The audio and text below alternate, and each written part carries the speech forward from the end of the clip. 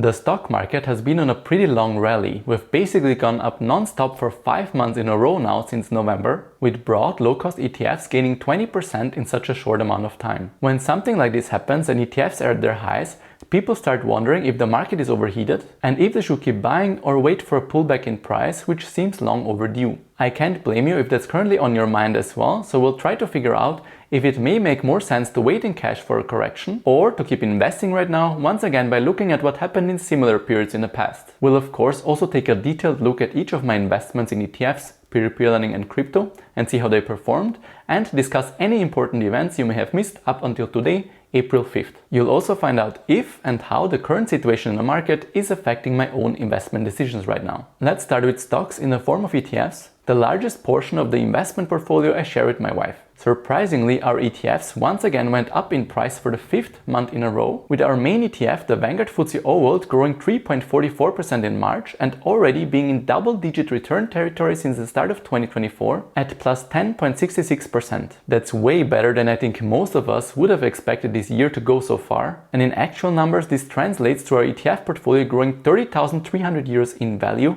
only 3 full months into 2024. Since most broad-based low-cost ETFs have been hitting new all-time highs over the past few months, more and more people are starting to feel uneasy about current market levels, with some even questioning one of the simplest investment strategies out there, aka VWCE and chill, as you can see in this recent post in the EU Personal Finance subreddit. Just so you know, VWCE is simply the accumulating Vanguard FTSE World, the one ETF my wife and I have also been buying on a monthly basis for a few years now, since it enables us to invest into over 3,600 stocks from all over the world, all via a single low-cost ETF. Getting back to Reddit, the person posting was wondering if you should continue to DCA, so to cost average into VWCE no matter the price, because he's thinking he might be able to get better returns by waiting in cash and investing it all when prices go lower instead. This way of thinking is actually very common. I'll also admit that investing fresh money when the market is at or near its highs doesn't feel quite as good as when you're buying right after it dropped and you sort of feel like you're getting a discount. So waiting on the sidelines for the market to go lower after it has risen so much in price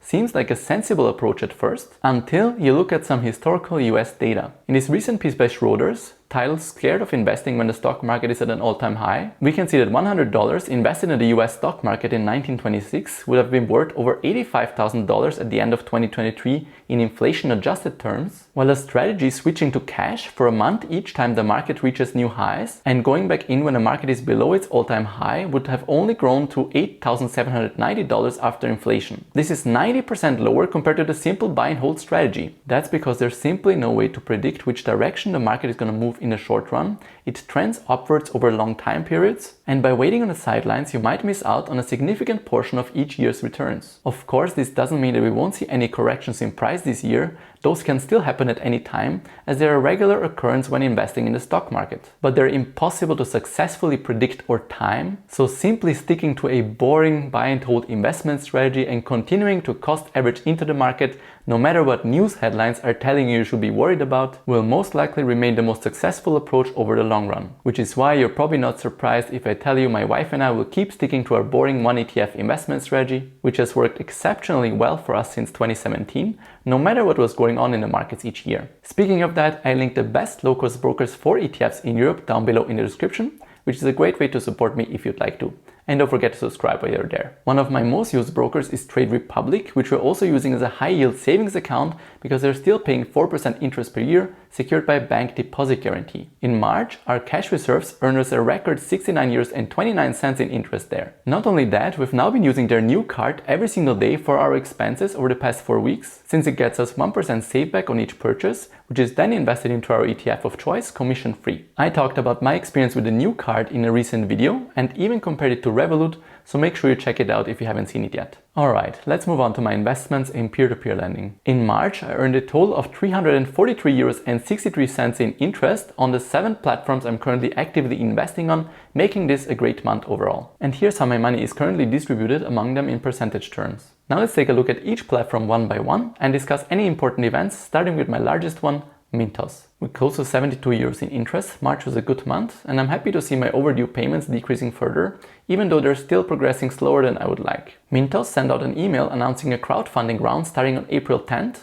which enables investors to acquire shares in Mintos as a company. I'm not going to participate myself since I have zero experience in crowdfunding, and I'm happy with my current asset allocation, which I'm not planning to change in the near future. Next up is Esketit, which had a below average month with close to 55 euros in earnings. I've also started seeing a bit more cash drag, hopefully this changes soon. There is an important piece of news, however. What I consider to be the best lending company on Esketit, Avafin, formerly known as Cream Finance, is being acquired by Capitec, the second largest bank in South Africa, which already owned 40% of the shares since 2017. According to the Esketit CEO Vitalis, nothing is going to change for investors on Esketit once the acquisition goes through. I guess we'll have to wait and see for ourselves. I'm not quite sure how I feel about this yet. Meanwhile, I had my second best month ever on Via Invest with over 60 euros in interest payments. Income Marketplace also had a great month in earnings, and I finally had almost no cash drag throughout March. It seems like loan supply is finally catching up to investor demand, something I had been waiting for a while. As for RoboCash, the platform continued chugging along smoothly last month as well. Apparently, they're planning to launch a new investment solution soon. I'm interested to see what that's going to look like. On Lande, another one of my collateralized agricultural loans was fully repaid, and it's nice to see that loan availability has gotten a lot better lately here as well. Last but not least, Debitum had another good month with no delays and over 33 euros in interest payments. Alright, now let's have a look at the highest risk portion of my portfolio, which was a lot more exciting. My speculative investments into the two largest crypto assets, Bitcoin and Ethereum. It was quite hard not to constantly check how these were moving last month, with Bitcoin going up 10.8%, passing its previous all-time high of 62,000 euros and making it all the way up to 67,400 euros on March 14th and correcting a bit since then. With a year-to-date performance of 66% at the start of April, Bitcoin is still the best performer in my portfolio right now. Meanwhile, Ethereum, the second largest digital asset, also shot up quite a bit but corrected since then for a March performance of plus 0.87%. By comparison, ETH is still 25% below the previous cycle's all-time high. With a performance of plus 54% in the first 3 months of the year, I certainly can't complain about this one either though. Still, as you can see in this quarterly return table in US dollars, while Q1 has been excellent, these two assets are extremely volatile and things can go down just as quickly. The Bitcoin halving, through which the creation of new Bitcoin by miners is cut in half every 4 years, is coming up around the 20th of April, so it will be interesting to see how price behaves over the next few weeks and months. Since we've already gone up so much, passing the previous all-time high from 2021 already before the halving, something that never happened before in Bitcoin's 15-year history, I wouldn't be surprised if price cools off a bit. Nonetheless, I'm very optimistic about Bitcoin and Ethereum going higher from current levels over the rest of the year. If you decide to speculate on their performance, please only do it with a small portion of your portfolio due to the high amount of risk you're taking. That's how I'm approaching this as well. Alright, that's pretty much it for my investments. As you can see, our plan overall hasn't changed. My wife and I are planning to keep cost averaging 80% of our monthly savings into our ETF and to split the rest between our speculative investments in crypto as well as peer-to-peer lending, even though admittedly the latter always feels far less exciting during a market bull run. Before you take off, don't forget to gently tap the like button if you enjoyed the video and to subscribe if you haven't yet. If you'd like to support me and check out anything that I mentioned in the video, feel free to use my links in the description below. Also, don't forget that none of what I mentioned today was meant as investment advice. I'm just openly sharing my personal opinion based on my own experience as an investor. Thank you guys so much for watching, have a wonderful day, and until next time.